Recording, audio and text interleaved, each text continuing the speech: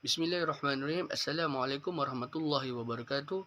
Nama saya Muhammad Hafifi Hilmi bin Roslan, bernombor metrik di 18310774. Baik, hari ini saya bersama dengan tiga rakan saya, iaitu Muhammad Mukris bin Mukhtar, Muhammad Muaz bin Khiruzaman dan Muhammad Atif bin Abdul Rahim. Okay, kami akan membuat tugasan akhir pengajian Islam G14. Baiklah, okey, buku yang kami pilih untuk membuat ulasan ialah buku yang bertajuk Salah Faham Terhadap Sunnah, Isu dan Penyelesaian. Baiklah, buku ini mendapat cetakan pertama pada tahun 2015 dan pengarangnya adalah Khadir Ahmad, Faisal Ahmad Shah dan Munirah Abdul Razak.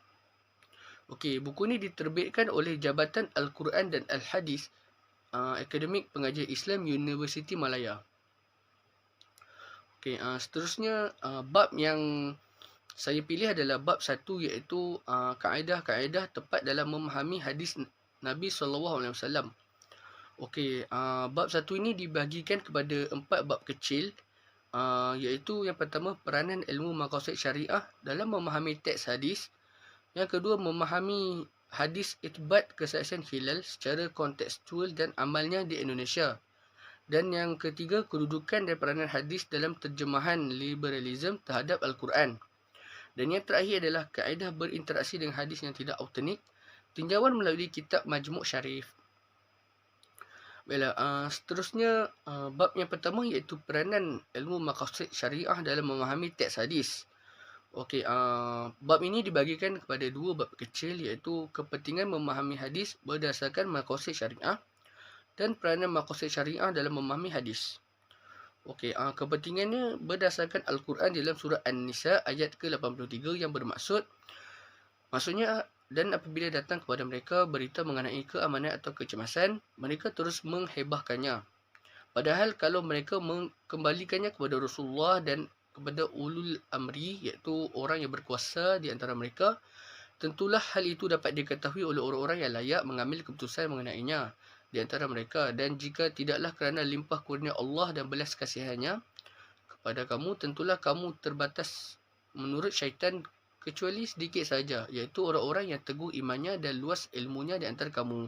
Maknanya di sini berdasarkan ayat ni, dia menerangkan bahawa jika terjadi sesuatu perkara ataupun suatu isu, maka kita kena merujuk orang yang lebih arif dan janganlah kita membuat keputusan sendiri atau menghebahkannya. Okey, yang kedua berdasarkan sunnah Nabi. Kisah Bani Quraizah dan kisah Zul Khuwaisirah. Okey, kisah Bani Quraizah ni terdapat dalam hadis Rasulullah yang bermaksud, jangan ada seorang pun dari kamu solat asar sehinggalah di perkampungan Bani Quraizah. Sebagian sahabat bersolat asar di pertengahan jalan, maka sebagian yang lain berkata, kita tidak boleh solat sehingga kita sampai ke sana. Sebagai yang lain menjawab, bahkan kita solat kerana tidak dikehendaki dari kita melewatkan solat, tetapi baginda ingin cepat sampai ke destinasi. Kemudian kisah ini diceritakan kepada Nabi SAW, tetapi baginda tidak menghadik sesiapa pun antara mereka. Okey, ini membuktikan bahawa kaedah memahami hadis berdasarkan maqasid syariah adalah sesuatu yang diiktiraf dalam Islam. Okey, bahkan Ibnu Qayyim Al-Jauziyah menyatakan bahawa terdapat ulama yang berpandangan kumpulan sahabat yang solat asar di pertengahan jalan itu telah mendapat 2 kelebihan sekaligus berbanding kumpulan yang solat di akhir waktu. Maknanya kita kena ada ilmu untuk memahami maqasid syariah ni untuk kita lebih memahami hadis. Okey, seterusnya kita masuk ke peranan maqasid syariah dalam memahami hadis. Baiklah, peranan dia yang pertama adalah menjaga kepentingan dan menggugurkan kerosakan ketika mentafsir hadis. Okey, dia tidak ada sebarang keraguan bahawa syariat Islam diturunkan oleh Allah untuk menjaga masalah hambanya. Okey, jadi tidak ada hukum syarak yang disyariatkan oleh Islam melainkan untuk menjaga 2 kepentingan ni. Okey, seterusnya dapat melaksanakan objektif syarak. Okey, antara peranan ilmu maqasid syariah ni adalah ia dapat menjadikan seseorang melaksanakan objektif syarak di sebalik pensyariatan suatu hukum. Jadi kita tidak dapat nafikan bahawa pemahaman literal semata dalam memahami teks hadis ni boleh menjadikan kita meninggalkan objektif syarak daripada pensyariatan hukum. Okey, dan yang seterusnya adalah menghilangkan kemusykilan dalam hadis. Okey, antara perkara yang dimaklumkan dalam ilmu usul fiqh ialah dalil-dalil yang sahih tidak akan bercanggah dengan satu sama lain. Apabila berlaku pencanggahan, ia adalah pencanggahan zahir yang akan hilang dengan melakukan proses tertentu. Okey, contohnya dia akan menghilangkan pencanggahan hadis dengan dalil seperti ayat Al-Quran yang memahami melalui maqasid syariah. Okey, dan yang terakhir sekali adalah mengaitkan hukum yang disebut dalam dalil dengan yang tidak disebut.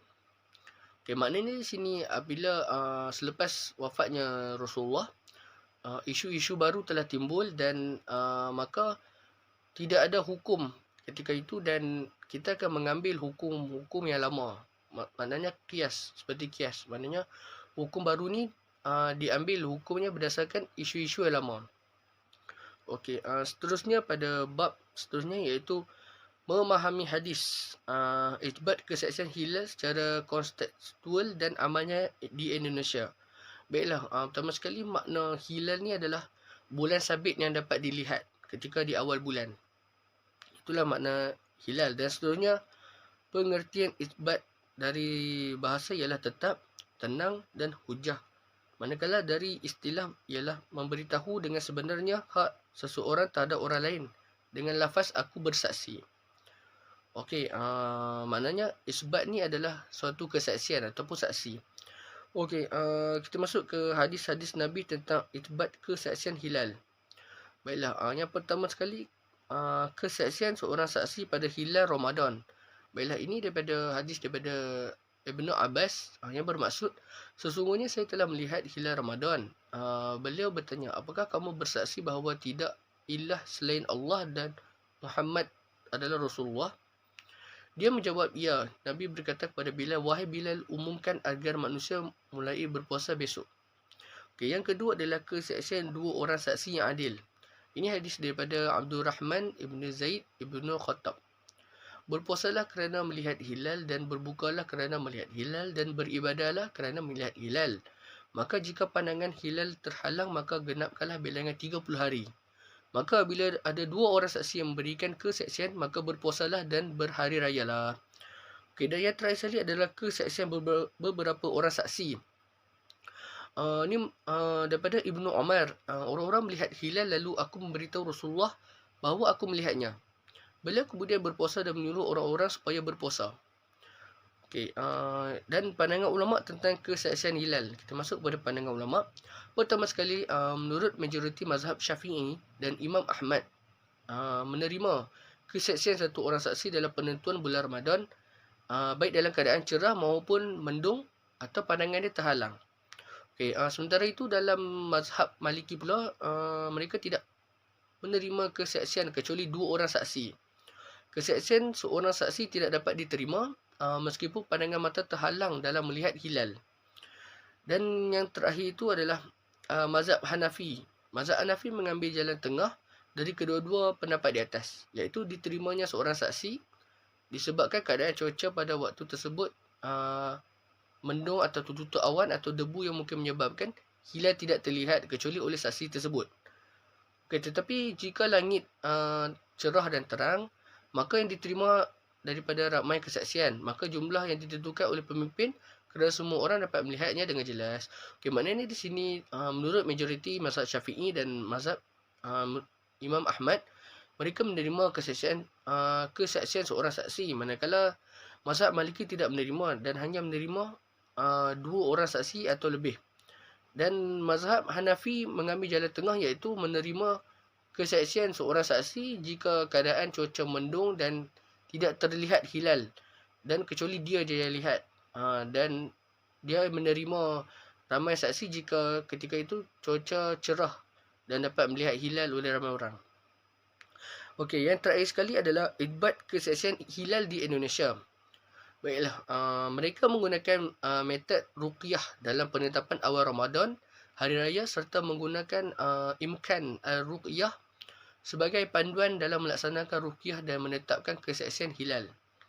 Okey, kriteria imkan ruqyah yang dipakai oleh pemerintah di sana adalah kriteria yang disepakati dalam mesyuarat bersama MABIMS. Okay, apa ni MABIMS?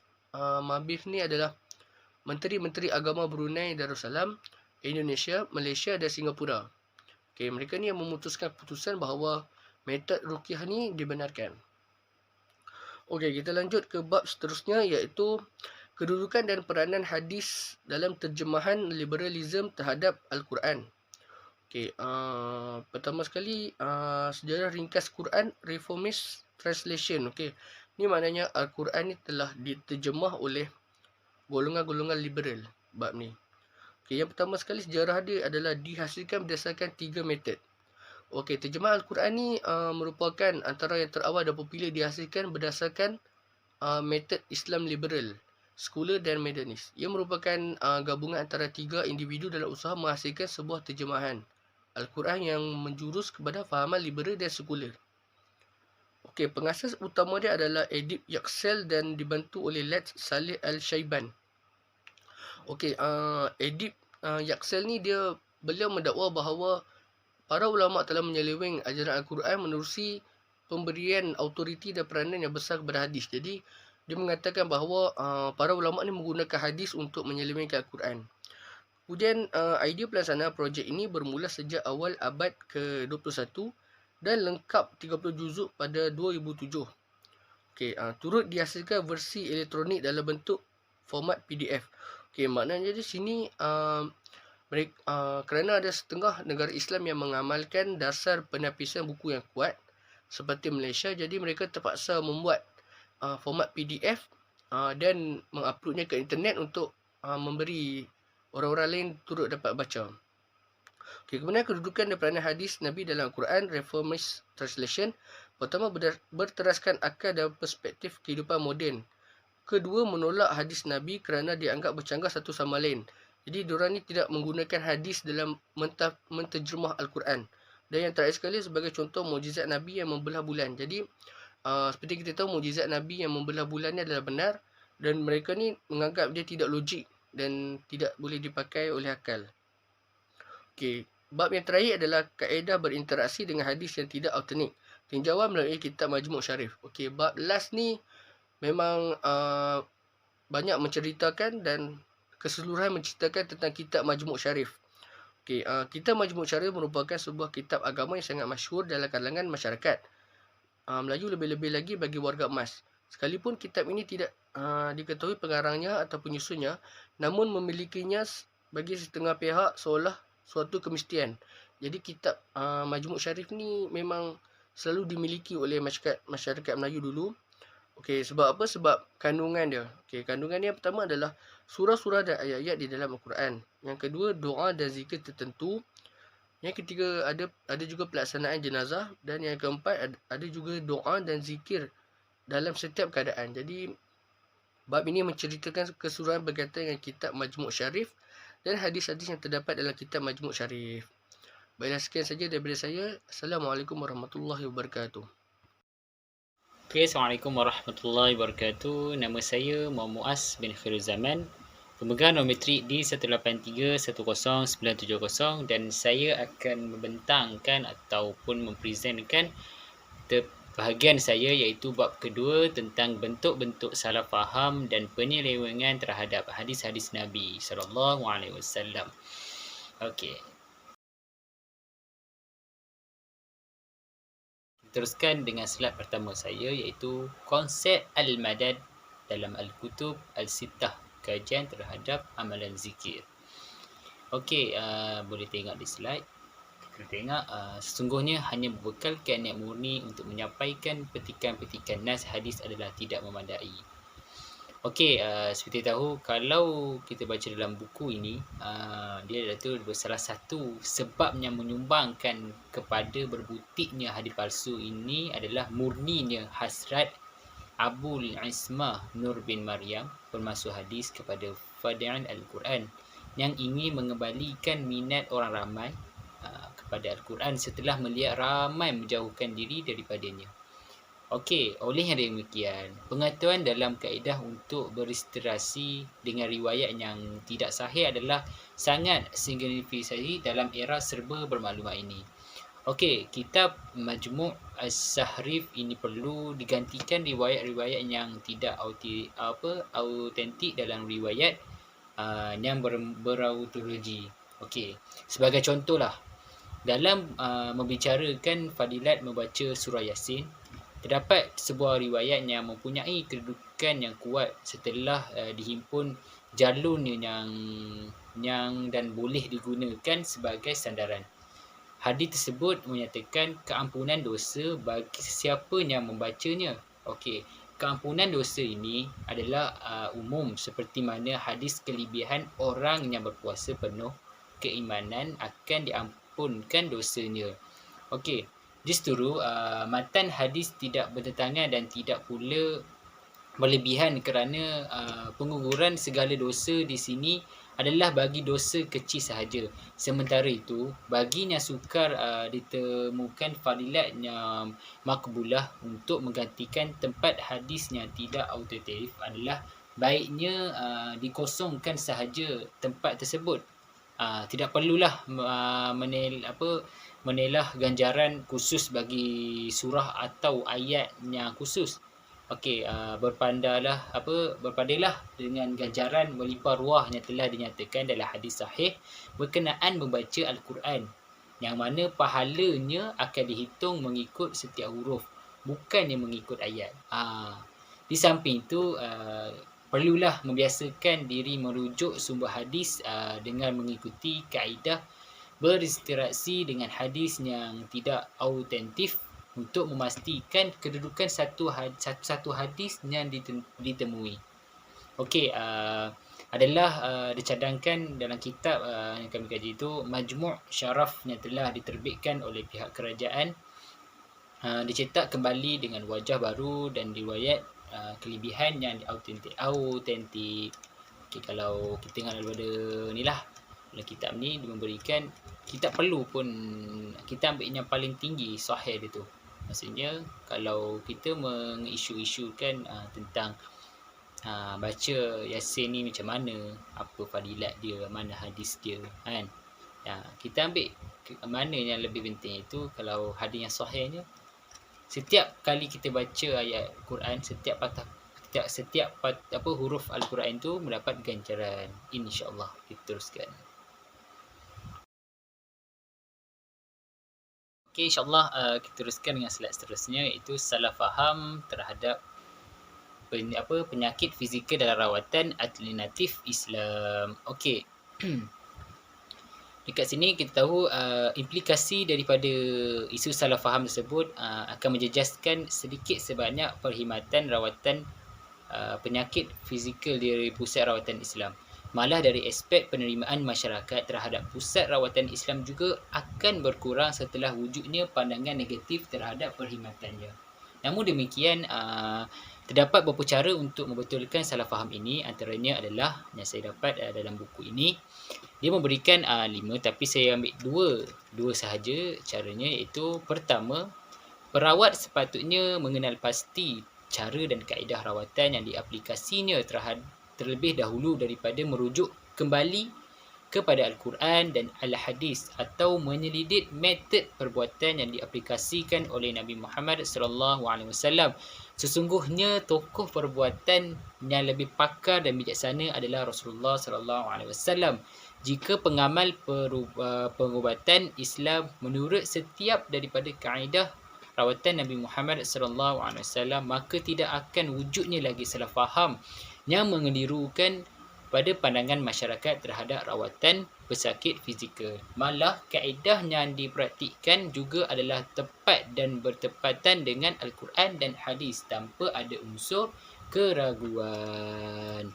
Okey, yang kedua iaitu mengadakan seminar perbuatan Islam lagi mendedahkan kepada masyarakat tentang kaedah rawatan sebenar yang diaplikasikan di pusat rawatan Islam, jenis perkhidmatan yang disediakan dan keistimewaannya secara langsung, dan menakis segala salah faham yang dilema dalam kalangan masyarakat yang prejudis terhadap pusat rawatan Islam. Melalui seminar ini juga, masyarakat dapat membezakan antara kaedah rawatan alternatif Islam dengan rawatan pembohongan tradisional. Okey, oleh itu, isu salah faham ini harusnya dicantas dengan segera dan diperbetulkan semula agar tidak ada lagi unsur keraguan yang timbul sehingga mengelirukan masyarakat terhadap rawatan alternatif Islam. Okey, sekiranya ia tidak dibendung dari awal atau tiada tindakan positif yang dilakukan, impaknya akan menjejaskan mutu perkhidmatan rawatan di pusat rawatan Islam. Malah, penerimaan masyarakat terhadap pusat rawatan Islam juga akan turut terjejas. Justru para perawat perlu menilai semula kaedah rawatan yang dipraktikkan serta ilmu perubatan yang dimiliki agar dapat menghindari salah faham dan keraguan dalam operasi rawatan. Manakala masyarakat juga disarankan untuk memilih pusat rawatan Islam yang tepatlah, rawatan Islam yang tepatlah untuk dirujuk dengan memastikan pusat rawatan tersebut berdaftar dan rawatannya bercirikan Islam dan mengelakkan daripada permasalahan berlaku. Okey. Okey, insya-Allah kita teruskan slide seterusnya, iaitu salah faham terhadap istilah makanan sunnah dalam kalangan masyarakat Islam di Malaysia. Okey, merujuk kepada keseluruhan perbahasan, iaitu pengistilahan terhadap pemakanan sunnah atau makanan sunnah dari sudut realiti. Pengamalannya adalah bergantung sepenuhnya terhadap pemahaman dan pengamalan masyarakat. Walaupun demikian, pemahaman tersebut adalah terhad dan tidak secara menyeluruh sehingga sebahagian makanan yang dimakan dan disebut oleh Rasulullah SAW tidak dikatakan sebagai makanan sunnah atau dasar tidak pernah mendengar atau mengetahui Nabi Muhammad SAW memakannya. Melalui penelitian terhadap nas Al-Quran dan hadis, jenis menunjukkan bahawa tidak ada satu istilah khusus yang merujukkan kepada makanan sunnah atau pemakanan sunnah.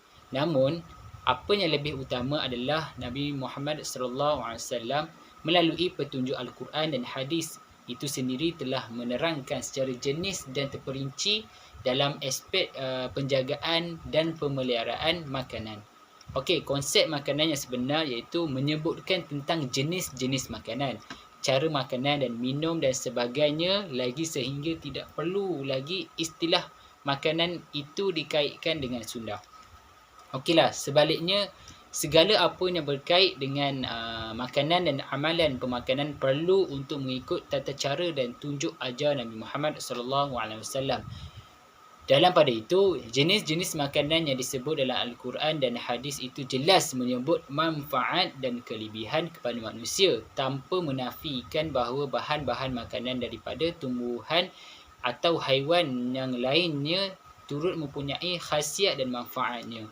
Okey, dengan menetapkan beberapa kategori penting sebagai penggunaan istilah pemakanan sunnah atau makanan sunnah, dicadangkan penekangan terhadap 5 aspek yang utama iaitu penekangan penilaian terhadap permasalahan nas Al-Quran dan hadis dengan tepat dan betul, penilaian terhadap aspek perbezaan antara sunnah tasyriyah dan ghariyah tasyriyah.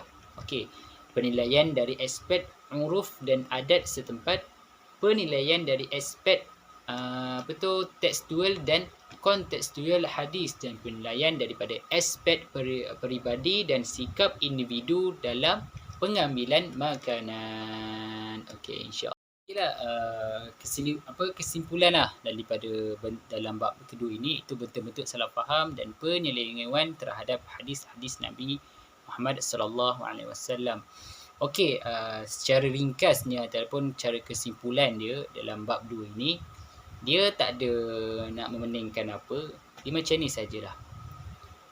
Kita perlu mencari tok guru ataupun mencari pengetahuan yang arif ataupun yang betul. Macam seperti contohlah, kita menyoalkan tentang apa fadilat baca Yasin, apa kelebihan baca Yasin. kita ambil yang paling yang hadisnya sahih, iaitu sesiapa yang membaca sepotong ayat Quran dan ganjaran dia tu terdapat daripada huruf bukan daripada ayat. Maksudnya kita bacalah, kita ambil yang lebih sahih daripada tu. Maksudnya itulah bentuk-bentuk salah faham dan penyelewengan terhadap hadis-hadis Nabi SAW. Kita ambil yang sahih dahulu, baru kita buat pecah-pecahan itu. Itulah kesimpulan sedikit tentang bab 2 ini, insya-Allah. Bismillahirrahmanirrahim. Assalamualaikum warahmatullahi wabarakatuh. Nama saya Muhammad Atif bin Abdul Rahim, bernombor metrik di 183-10791. Saya daripada kumpulan pembentangan yang kelima, yang akan membentang buku kami yang bertajuk Salah Faham Terhadap Sunnah, isu dan penyelesaian. Saya mengambil bab yang ketiga, iaitu kesan buruk terhadap umat Islam akibat salah faham dan penyelewengan. Okey, kita terus kepada slide yang pertama. Baik, kita tengok pada slide yang pertama. Hadis palsu dalam karya-karya keagamaan di alam Melayu dan kesannya terhadap masyarakat. Yang ni tajuk dalam bab 3. Hadis palsu dalam karya-karya keagamaan di alam Melayu dan kesannya terhadap masyarakat. Okey, pendahuluan. Poin yang pertama, penyebaran hadis palsu bukanlah satu fenomena yang baharu dalam masyarakat Islam. Hadis palsu ni, atau dikenali juga sebagai hadis maudhu', merupakan salah satu bentuk penyelewengan teks agama yang mempunyai kesan berbahaya terhadap akidah umat Islam. Penularan hadis-hadis palsu secara tidak langsung telah dikesan sejak di zaman awal perkembangan Islam lagi. Dalam hal ini Rasulullah SAW sendiri telah mengingatkan para sahabat dan pengikut baginda kelak supaya tidak menjerumuskan diri dalam pemalsuan dan pendustaan terhadap baginda. Contohnya riwayat daripada Ali radhiyallahu anhu bahawa Nabi Muhammad SAW bersabda, "Janganlah kamu mendustai aku, maka sesungguhnya barang siapa yang mendustai aku, maka akan dihumban ke neraka." Selain itu, terdapat banyak lagi hadis dari pelbagai jalan periwayatan yang menegaskan larangan keras oleh Rasulullah SAW kepada orang-orang yang mendustai hadis-hadis Nabi. Al-La'nawi dalam karyanya Al-Athhar Al-Marfu'ah telah menyenaraikan lebih daripada 40 hadis dalam bab ni daripada jalan periwayatan yang berbeza. Okey, kita tengok poin yang kedua pula, tersebar ke seluruh dunia. Hadis palsu ni bukan sahaja tersebar daripada kalangan masyarakat Arab sejak daripada awal agama Islam lagi, bahkan turut dikesan tersebar di seluruh dunia, tidak terkecuali di Malaysia. Salah satu bentuk penyebaran hadis palsu yang dapat dikesan ialah menerusi penulisan hadis dalam karya-karya bidang keagamaan. Kajian mendapati bahawa antara buku hadis 40 terawal di negara ini yang bertarikh sekitar abad ke-17 juga mengandungi sejumlah hadis palsu. Ini jelas membuktikan bahawa penyebaran hadis palsu ni telah bermula sejak daripada awal Islam disebarkan dalam kalangan masyarakat Melayu. Okey, kita tengok pula poin yang ketiga. Kebanyakannya dikaitkan dengan fadilat-fadilat amalan. Kebanyakan hadis palsu turut dikaitkan dengan fadilat-fadilat amalan. Ini kerana faktor galakkan kepada pengamalan agama merupakan salah satu faktor berlakunya penyebaran hadis palsu. Menurut Ibnu Al-Salah, penyebar hadis palsu mempunyai kriteria tertentu. Namun yang paling berbahaya adalah golongan yang menyeru kepada kebaikan dan kehidupan yang zuhud. Mereka bebas menyebarkannya mengikut kehendak mereka, dan masyarakat pula mudah mempercayai, mudah menerima sesuatu kerana melihat orang yang menyebarkan tu perwatakan mereka kelihatan warak dan dipercayai. Okey, tengok poin yang keempat. Dalam bab ini karya ada dua, iaitu karya Arab dan karya Melayu. Maksudnya kat sini hadis palsu ni ada yang daripada mai pada kitab Arab, ada yang mai pada kitab Melayu. Okey, kita tengok kepada slide seterusnya. Okey, kita tengok seterusnya karya-karya dalam bahasa Arab. Contoh karya-karya dalam bahasa Arab di yang saya letak di dalam slide ni, kitab Khazinah Al-Asrar Jalilah Al-Azkar. Okey, kita tengok kitab ni.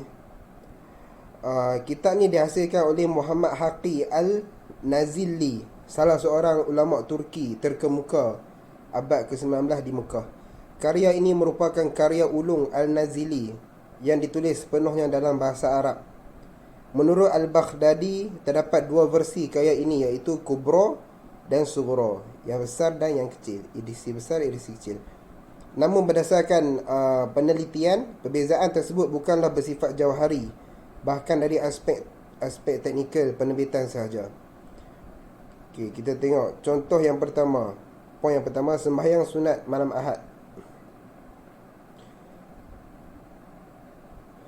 Okey, ada satu hadis tentang sembahyang sunat malam Ahad di dalam kitab Khazinah Al-Asrar Jalilah Al-Azkar. Saya baca. Okey, hadis dia macam ni.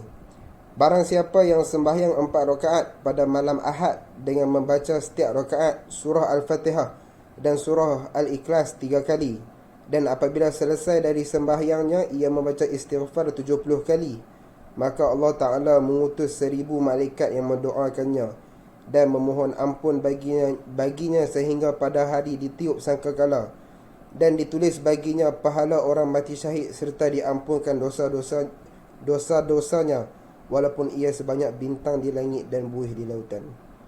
Hadis ni ada dalam kitab Khazinah Al-Asrar Jalilah Al-Azkar tentang sembahyang sunat malam Ahad.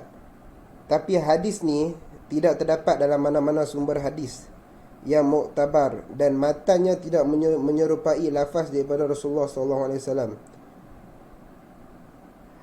Dan menurut Ali Al-Qari, hadis-hadis berkaitan dengan sembahyang khusus pada setiap hari adalah hadis palsu. Okey, kita tengok pula poin yang kedua, sembahyang sunat malam Jumaat. Okey, hadis dia dalam kitab tu bunyi macam ni.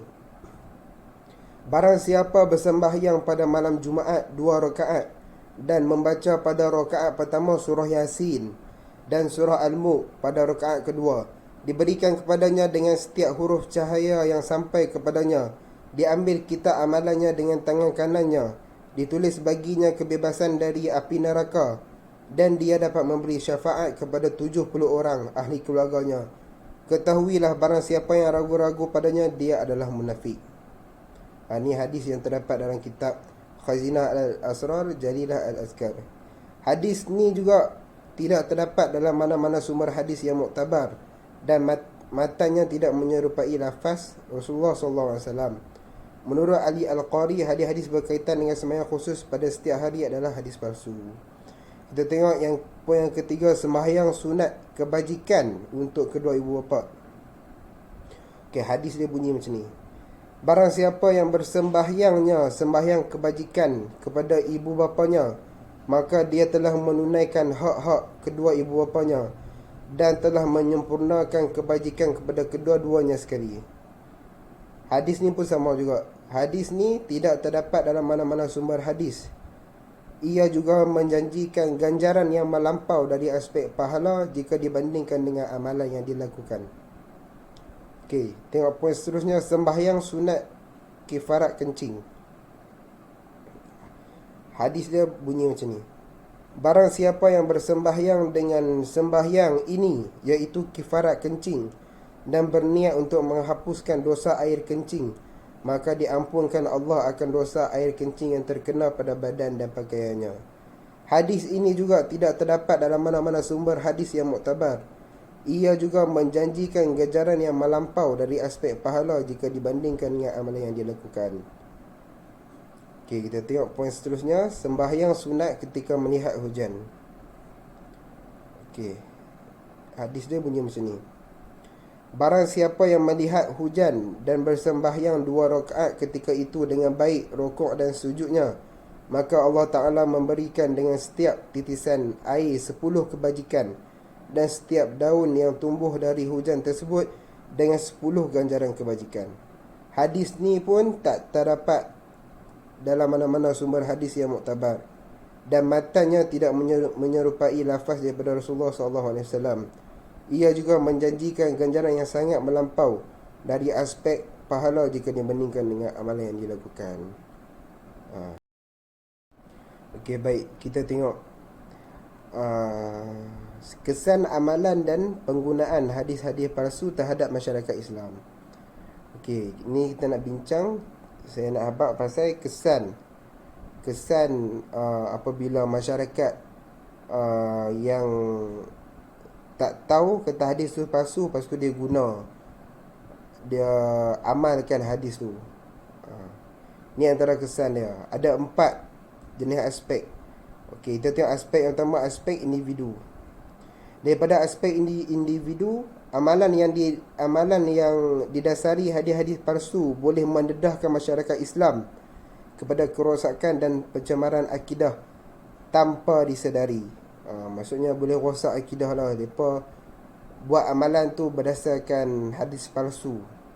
Mereka percayalah tanpa mereka sedar. Boleh rosakkan akidah kita. Masyarakat yang tidak peka dengan konsep kepalsuan dalam hadis sudah pasti mempercayai dengan penuh keyakinan dengan ajaran yang terkandung dalam hadis-hadis palsu tersebut yang tidak mempunyai dalil yang sahih. Sedikit demi sedikit, perkara ini boleh membawa kepada penyelewengan dalam aspek kefahaman agama yang akhirnya boleh mewujudkan satu bentuk ajaran baharu yang menyalahi ajaran sebenar Islam. Okey, kita tengok pula aspek yang kedua, iaitu aspek syariat. Okey, kesan daripada aspek syariat ialah amalan-amalan dalam agama yang pada asalnya amalan tu mudah untuk dilakukan oleh sesiapa pun, tapi disebabkan main hadis palsu ni, mereka percaya amalan tu boleh bertukar menjadi salah satu amalan yang susah nak buat. Lepas tu ada syarat-syarat yang nak buat, seperti yang dinyatakan dalam hadis-hadis palsu tersebut. Amalan ibadat seperti solat sunat yang disandarkan pada malam hari-hari tertentu menyempitkan konsep dan ruang seseorang itu untuk beribadat. Pelbagai larangan dan kafiat yang terkandung dalam hadis palsu turut memberikan impak kepada pengamalnya. Perselisihan dalam pandangan dan dalam amalan yang disandarkan kepada hadis palsu boleh menyebabkan syariat agama terpesong jauh dari ajaran asal Nabi Muhammad SAW. Bila seseorang tu dia percaya hadis palsu tu, contoh macam hadis palsu yang solat sunat pada hari-hari setiap hari tu kan, Ahad, Isnin, Selasa, Rabu, yang tu dia akan membuatkan orang tu dia rasa macam, oh aku kena buat ni, dapat fadilat tertentu, dan dia akan buat tu untuk dia mengharapkan fadilat tu. Macam tu maksud dia. Okey, kita tengok pula daripada aspek pendirian agama. Daripada segi aspek pendirian agama,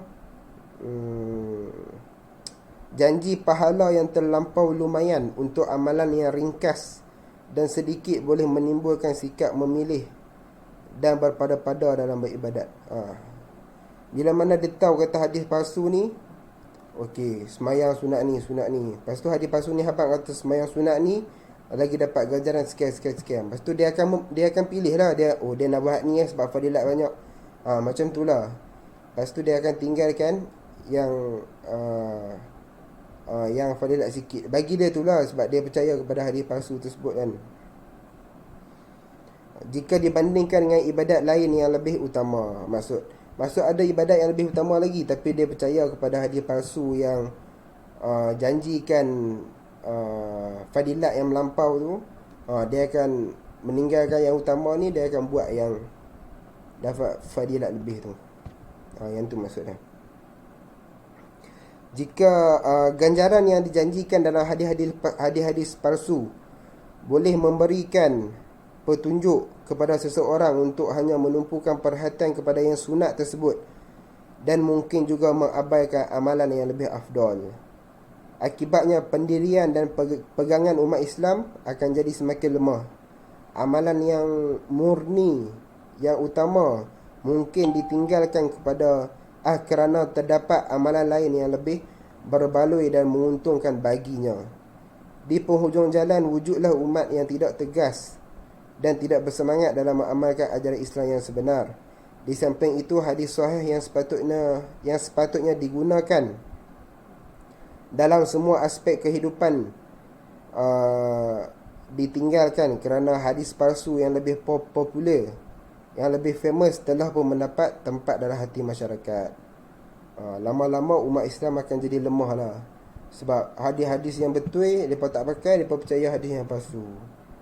Okey, kita tengok pula poin seterusnya daripada aspek dakwah.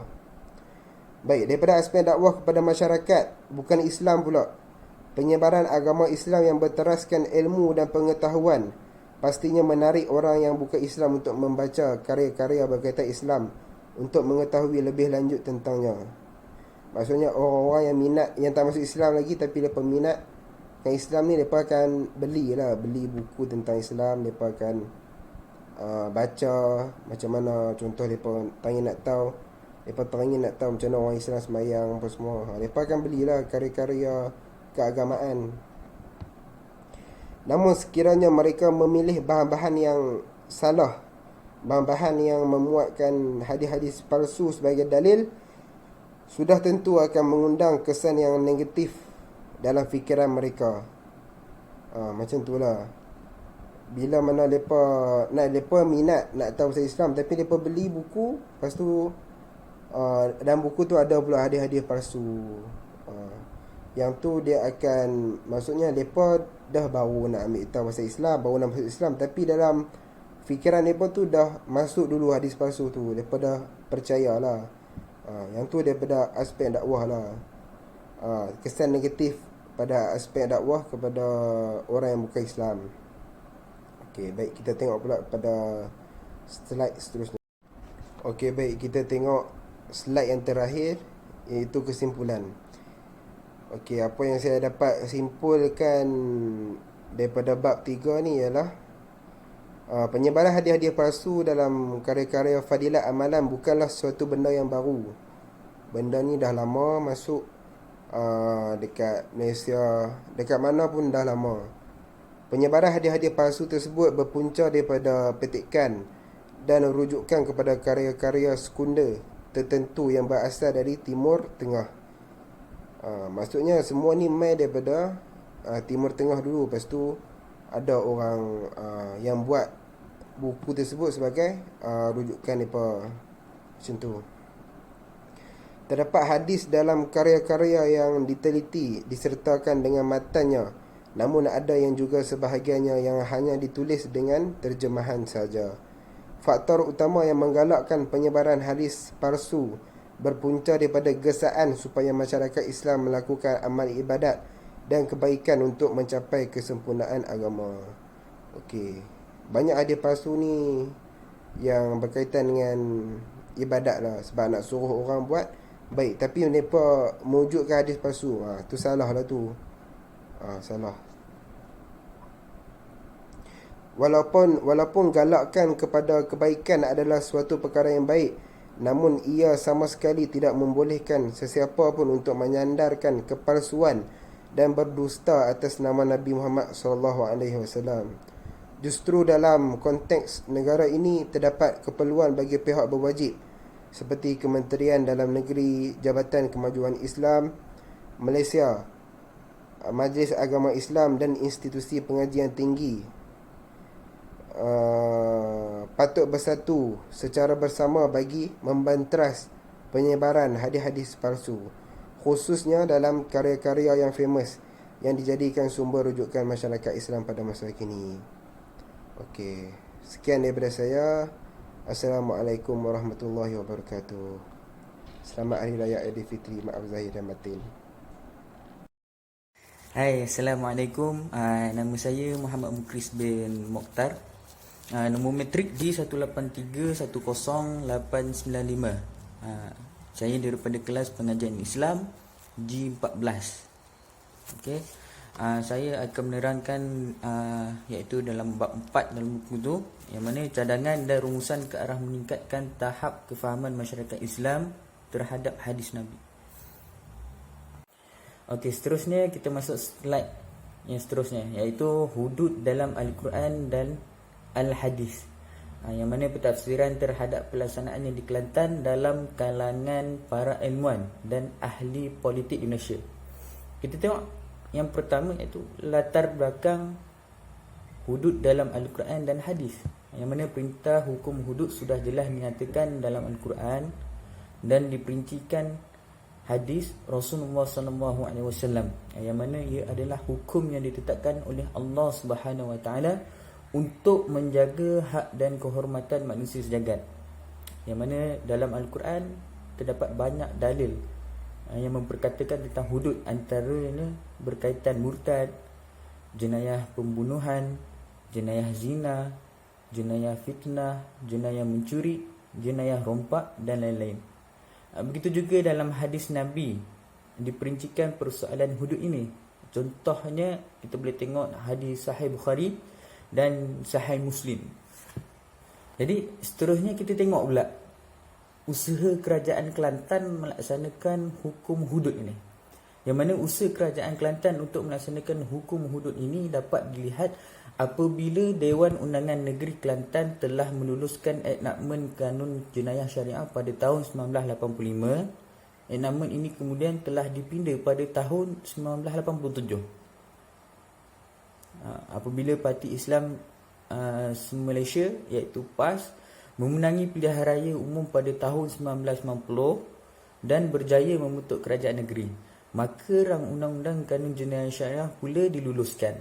Rang Undang-Undang Kanun Jenayah Syariah hukum hudud, iaitu hukum hudud, telah pun diluluskan oleh Dewan Undangan Negeri Kelantan pada tahun 1993. Ketika amendment ini dibawa ke Dewan Undangan Negeri Kelantan,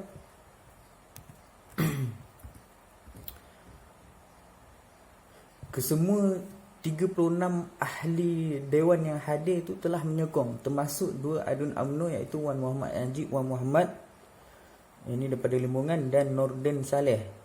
Manakala yang tidak memenuhi ialah Menteri Besar Tuan Guru Nik Abdul Aziz, kerana dia time tu dia ada di hospital. Ia merangkumi 3 kategori kesalahan yang boleh dikenakan hukuman had. Kesalahan yang boleh dikenakan hukuman qisas dan takzir. Kesalahan yang boleh dikenakan hukuman had dimasukkan dalam rang undang-undang ini ialah kesalahan sarikah, iaitu mencuri, kesalahan melompak, zina, qazaf, iaitu syurb, iaitu meminum arak atau minum yang memabukkan, dan irtikad atau ridah, keluar daripada agama Islam. Manakala terdapat 2 kesalahan yang dikenakan hukuman qisas, iaitu jenayah yang menyebabkan kematian dan jenayah menyebabkan kecederaan. Namun hasrat kerajaan negeri ini tidak dapat diteruskan apabila usul hudud belum diterima untuk dibahaskan di peringkat parlimen. Dua ni banyak pelbagai usaha dan inisiatif yang diambil bagi menjaga hasrat ini. Mereka mengadakan hari hudud peringkat negeri dan daerah, yang mana mereka mengadakan kempen, paparan maklumat di billboard, ceramah, kuliah-kuliah ilmu dan lain-lain lagi. Selepas pilihan raya umum ke-13 pada tahun 2013, Menteri di Jabatan Perdana Menteri Datuk Jamil Khair Baharom dalam ucapannya di Parlimen menyatakan bahawa kerajaan Persekutuan bersedia memberi kerjasama kepada mana-mana kerajaan negeri yang ingin melaksanakan undang-undang hudud di negeri masing-masing, termasuklah di negeri Kelantan yang dikuasai oleh Parti Islam Malaysia, yang ini PAS. Maka mereka sering mendapat tentangan. Kita tengok pula ini kepelbagaian tafsiran para ilmuwan dan ahli politik tentang hudud ni kan. Para ilmuwan dilihat lebih terbuka dalam memperkatakan isu besar ini dengan ulasan ilmiah berlandaskan hujah masing-masing. Yang mana kalau kita tengok Prof Emeritus Datuk Dr. Muhammad Zuhdi Haji Abdul Majid, dia mengatakan bahawa undang-undang jenayah Islam yang dilihat dari perspektif maqasid syariah boleh dilaksanakan dengan baik dan selesa. Katanya apabila apa yang lebih wajar ialah mengadaptasi kehendak syariah ke dalam undang-undang jenayah yang ada. Sementara undang-undang mahkamah syariah distrukturkan semula menjadi undang diri dan keluarga di mana peruntuk jenayah hanyalah yang berkait dengan hal-hal yang berkait dengan kesalahan kekeluargaan sahaja. Kita tengok pula Datuk Muhammad Asri Zainal Abidin. Dalam slide tu korang boleh tengok, pada dasarnya menyokong hasrat baik kerajaan Kelantan dengan mengatakan bahawa hudud itu asasnya ada dalam Al-Quran dan As-Sunnah. Maka seorang Muslim tidak boleh menentang hudud yang terdapat dalam kedua sumber agung tersebut. Namun dalam masa yang sama perlu diketahui bahawa perincian undang-undang hudud itu kebanyakannya tidak disebut dalam Al-Quran dan ataupun As-Sunnah, ataupun mungkin disebut dalam beberapa nas. Tetapi segi perbincangan fiqahnya boleh diandaikan pelbagai tafsiran. Ini yang disebut sebagai zanniyah al-dilalah, yang mana dalil yang boleh diberikan lebih dari satu andaian. Kita tengok pula dari sudut pandangan Dr. Fathul Bari Mat Jaya, yang mana apabila beliau mengaitkan pelaksanaan hudud itu dengan kesesuaian suasana kondisi sebelum pelaksanaan dan kaedah pelaksanaan. Ada dua aspek, iaitu kita tengok yang pertama, kedudukan penggubal dan pelaksana undang-undang. Mana-mana manusia, mana-mana negara bila-bila masa tidak terkecuali dari tanggungjawab yang berat ini. Bahkan menjelaskan bahawa Allah Subhanahu Wa Taala menyatakan di dalam banyak ayat dalam Al-Quran bahawa barang siapa yang tidak berhukum dengan apa yang Allah turunkan maka kafir, maka dia zalim, maka dia fasik, sesuai dengan keadaan dan rincian perbahasannya. Kewajipan pelaksanaan hukum Allah bagi pelaksanaan hukum, bagi yang mengubal undang-undang, bagi yang memerintah, mereka ini perlu berusaha ke arah itu. Ini adalah tanggungjawab pelaksana. Kita tengok aspek yang kedua pula, berkaitan kaedah pelaksanaan. Yang mana kaedah pelaksanaan ini perlu diperincikan dan umat Islam tidak boleh meminda perbahasan ulama yang terkandung dalam kitab fiqh secara literal dan masukkan ke dalam perlembagaan negara tanpa meraihkan suasana dan melihat kepada keadaan. Sedangkan pelaksanaan hukum Allah itu sendiri sangat luas perbincangannya. Okey, kita nak slide yang seterusnya, iaitu hudud sebenarnya adalah salah satu cabang daripada cabang hukum Islam yang sangat luas. Maka dalam memastikan kaedah pelaksanaannya, umat Islam perlu memahami terlebih dahulu tentang apa itu hukum Islam. Apabila mereka mengenali hukum Islam, maka perlu dilihat pula yang mana daripadanya yang perlu diberikan keutamaan. Mana kita tengok bekas Perdana Menteri Malaysia, iaitu Tun Dr. Mahathir, mempunyai pandangan yang lantang di mana beliau dengan konsisten menolak cadangan pelaksanaan hukum hudud ini dengan alasan Malaysia sebuah negara berbilang agama dan langkah PAS untuk menghadkan hudud hanya kepada orang Islam dilihat tidak adil. Sedangkan Al-Quran mengandungi 43 sebutan yang menjelaskan bahawa penghakiman mesti dilakukan secara adil. Itu adalah pandangan daripada bekas menteri kita, iaitu Tuan Dr. Mahathir Mohamad. Okey, sekarang kita tengok kesimpulan daripada apa yang kita lihat daripada yang sebelum tadi. Kita tengok hukum hudud ini asasnya ada dalam Al-Quran dan hadis. Justeru seorang Muslim tidak boleh menentang hudud yang terdapat dalam kedua sumber agung tersebut, walau bagaimanapun perincian kepada undang-undang hudud itu kebanyakannya tidak disebut dalam Al-Quran dan hadis, atau hanya mungkin disebut dalam beberapa nas. Tetapi dari segi perbincangan fiqahnya boleh diandaikan pelbagai tafsiran. Ini yang disebut sebagai zaniyah al-dilalah, yang mana dalil yang boleh diberikan lebih dari satu andaian. Kita berhubung dengan usaha kerajaan Kelantan mengangkat perkara ini menerusi kanun jeneral syariah, maka kedapatan perbezaan pandangan di antara para ilmuwan dan ahli politik yang dapat dibahagikan kepada beberapa kelompok. Yang pertama, ada yang pandangannya yang menyokong tanpa syarat. Yang kedua, pandangannya yang menyokong dengan syarat-syarat tertentu. Yang ketiga, pandangan yang tidak bersetuju. Yang keempat, tidak dapat dilaksanakan disebabkan halangan perlembagaan dan undang-undang persekutuan yang sedia ada. Kepelbagaian ini berlaku adalah berdasarkan beberapa faktor tertentu, antaranya perbezaan kefahaman mereka terhadap Al-Quran, yang mana tahap penguasaan ilmu terhadap yang namanya hudud, tahap penguasaan ilmu maqasid syariah, undang-undang serta perlembagaan negara, dan perbezaan latar belakang politik. Maknanya dalam untuk isu kes hudud ini banyak pendapat di antara ahli ulama dan para ilmuwan dan ahli politik. Diorang ni bercanggah. Ada yang kata, ada yang menyokong, ada yang menolak, ada ikut pandangan dengan kena ada syarat tertentu. Jadi dalam kes ini banyak pandangan, iaitu ataupun banyak yang bercanggah, iaitu ada yang terima, ada yang tak, kan. Alright. Okey, kita tengok untuk tajuk yang kedua dalam bab 4 ni, iaitu model usahawan menurut perspektif as-sunnah.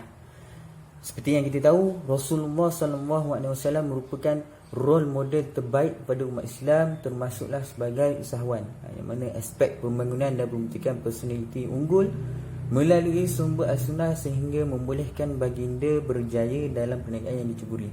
Kejayaan ini dicapai melalui proses pembentukan ciri usahawan dan kemahiran tertentu yang dijelaskan melalui hadis berkaitan amalan baginda dan para sahabat dalam menjalankan aktiviti keusahawanan mereka. Aspek keimanan yang kukuh Rasulullah SAW dan para sahabat telah meninggalkan suatu asas atau panduan penting umat Islam untuk berjaya sebagai usahawan yang menjadi suatu sunnah penting untuk diperkasakan demi kelangsungan dan kesejahteraan ummah keseluruhnya.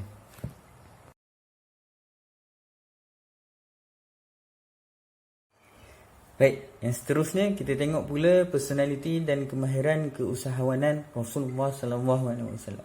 Yang mana kita tengok iaitu Rasulullah SAW berjaya membina kerjaya sehingga menjadi usahawan terkenal bermodalkan kejujuran yang telah dapat membeli kepercayaan masyarakat Mekah ketika itu untuk berurus niaga. Yang mana kita tengok peniaga yang jujur dan amanah akan bersama-sama Nabi, para sadiqin dan para syuhada. Ini diriwayatkan oleh Al-Tirmizi dalam kitab Al-Buyu. Ada bab Ma'jafi Tujaffar wa tasmiyah al-Nabi SAW iyahum. Okay. Yang keduanya, Rasulullah SAW juga mengambil berat dalam soal membayar balik hutang dan menguruskannya dengan sebaik mungkin. Baginda juga tidak terkecuali daripada terlibat dengan berhutang, termasuklah dalam urusan perniagaan, dan menegaskan bahawa sesiapa yang berhutang perlu berusaha bersungguh-sungguh untuk membayar balik hutang tersebut, kerana merupakan satu tanggungjawab yang wajib diselesaikan dalam Islam. Yang mana Rasulullah SAW bersabda dalam sebuah hadis yang bermaksud, ya, sesiapa yang mengambil harta orang lain, yakni berhutang, dan berniat akan membayarnya, maka Allah akan luluskan niatnya itu. Tetapi sesiapa mengambilnya dengan niat akan membinasakan, yakni dengan tidak membayar, maka Allah akan membinasakannya. Diriwayatkan oleh Al-Bukhari dalam kitab Al-Istiqra'. Seterusnya, poin yang ketiga, Rasulullah SAW juga menyuruh kita supaya berniaga dengan bersikap memudahkan dan bertolak ansur dalam urusan jual beli, meskipun berdepan dengan pelbagai karinah daripada pelanggan dan sebagainya. Menurut baginda, peniaga yang memudahkan dan bertolak ansur dalam urus niaga akan dirahmati oleh Allah Subhanahu Wa Taala. Ini antara yang disebutkan dalam hadis Ibnu Al-Jauzi, yang mana Allah merahmati seseorang yang berbaik hati, ini bertolak ansur ketika berniaga, ketika berjual beli dan ketika menagih hutang. Diriwayatkan oleh Al-Bukhari dalam kitab Al-Guyu bab Al-Suhulah wa Al-Samahah fi Al-Syarah. Poin yang keempat itu, Rasulullah SAW menyuruh kepada peniaga supaya kita selalu bersedekah. Adalah tujuannya antara lain untuk membersihkan diri, dan perniagaan yang mana dari segala bentuk untuk kesalahan atau kelalaian semasa melakukan urusan jual beli, sama ada disedari ataupun tidak. Yang mana tujuan untuk kita bersedekah ini adalah untuk membersihkan diri dan perniagaan dari segala bentuk kesalahan. Iaitu kita kena banyakkan bersedekah. Yang mana firman dalam surah At-Taubah ayat 103 yang bermaksud, ambillah sebahagian dari harta mereka menjadi sedekah, iaitu zakat, supaya dengannya engkau membersihkan mereka dari dosa dan mensucikan mereka dari akhlak yang buruk. Baik, untuk kesimpulan keseluruhannya bagi tajuk model keusahawanan dalam perspektif As-Sunnah, iaitu kita tengok slide yang terakhir ini adalah kita tengok penutup dia ataupun kesimpulan. Kita boleh tengok sunnah Rasulullah SAW telah meninggalkan asas panduan bagi umat Islam untuk membentuk kehidupan yang sejahtera dan antaranya dalam konteks keusahawanan. Baginda sendiri telah membuktikan personaliti unggul berasaskan keimanan membolehkan seseorang usahawan mampu mencapai kejayaan dalam aktiviti perniagaan yang diceburi. Umat Islam harus menjadikan as-sunnah sebagai satu sumber panduan penting bagi meningkatkan kesejahteraan ummah, khususnya melalui aktiviti keusahawanan yang sememangnya dianjurkan dalam Islam itu sendiri. Kajian selanjutnya perlu dibuat bagi mengkaji lebih mendalam pelaksanaan keusahawanan Rasulullah SAW bagi menyokong pembangunan dan kesejahteraan hidup, khususnya dalam kalangan usahawan Islam. Okey, sampai di situ saja. Sekian, terima kasih.